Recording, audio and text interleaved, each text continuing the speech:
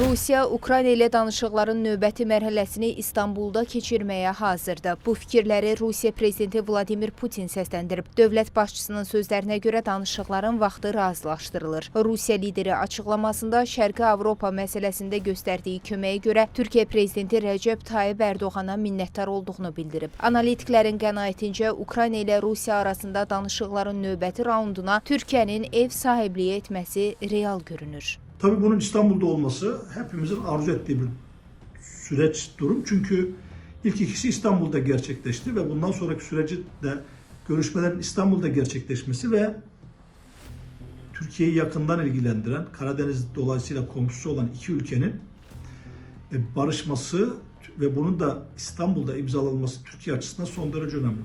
Türkiye'nin NATO'daki etkinliği artınca Rusya'nın Ukrayna'dan sonra Doğu Avrupa'ya dönük tehdit ve tehlikelerinin önünde Türkiye'yi bir garantör olarak, Türkiye'nin önünde bir önleyici mekanizma olarak şimdiden sonraki süreçte görecekler. Prezident Rəcəb Tayyib Ərdoğan isə Putinin Ukrayna üzrə sülh danışıqları üçün Türkiyəyə gələcəyi təqdirdə Birləşmiş Ştatlar lideri Trampın da Türkiyəyə gəlməyə hazır olduğunu bildirib. Türkiyə lideri əlavə edib ki, məqsəd çoxdan gözlənilən sülhə nail olmaqda. O ki qaldı Şərqi Avropa cəbhəsində hökm sürən müharibənin sonlandırılmasına dair proqnozlara analitiklərin fikrincə rəsmi Ankara bu məsələdə aktivlik nümayiş etdirsə də proseslərin gedişatı tərəflərin atacağı addımlardan asılı olaraq dəyişə bilər.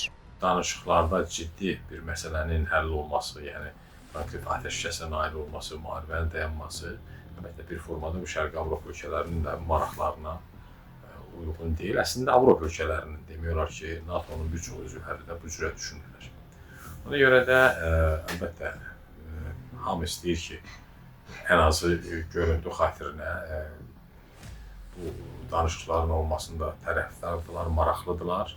Amma gerçəkdə danışıqların olmasını istəmirlər və yaxud da danışıqların uğurlu olmasını istəmirlər. Odur ki, rəsmi Kiyevlə Moskva arasında danışıqların yaxın perspektivi üçün real olub olmaması birbaşa müharibə iştirakçılarının siyasi dialoqlarından asılıdır. Xatırladaq ki, Rusiya prezidenti Vladimir Putin iki ölkənin danışıqlar qrupunun rəhbərlərinin daim qarşılıqlı əlaqədə olduqlarını vurğulayıb. Zeynəb Mirzəyeva, Real.